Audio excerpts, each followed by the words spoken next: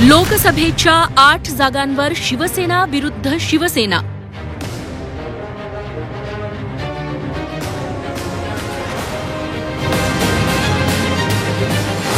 दोन जागांवर राष्ट्रवादी विरुद्ध राष्ट्रवादी. एकमेकांविरोधातच लढणार शिवसेना राष्ट्रवादीचे जुने सहकारी. शिवसेना ठाकरेंची असो वा शिंदेंची, राष्ट्रवादी अजित पवारांची असो वा शरद पवारांची, फुटीनंतर दोन्ही पक्षांचे दोन्ही गट एकमेकांचा हिशेब चुकता करण्याची एकही संधी सोडत नाही.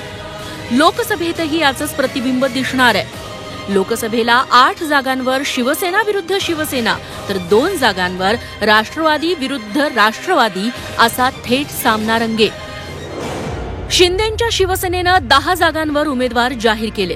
8 जागांवर शिवसेना विरुद्ध शिवसेना अशी लढत आहे. रामटेक कोल्हापुरात काँग्रेस विरुद्ध शिवसेना अशी लढत बघायला मिळतीये.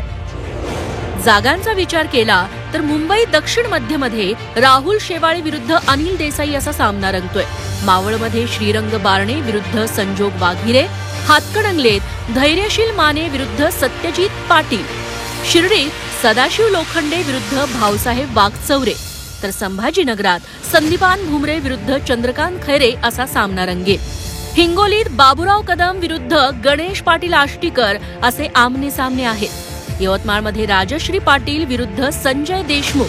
तर बुलडाण्यात प्रतापराव जाधव विरुद्ध नरेंद्र खेडेकर निवडणुकीच्या रिंगणात आहेत. अशा या सगळ्या लढती होत आहेत. थोडक्यात बाळासाहेबांच्या विचारांना मांडणारे शिवसैनिक एकमेकांशी भिडणार आहेत. जे चित्र शिवसेनेबाबत दिसतंय तेच राष्ट्रवादीबाबतही पाहायला मिळतंय. 2 जागांवर राष्ट्रवादी वर्सेस राष्ट्रवादी अशी लढत पाहायला मिळतेय.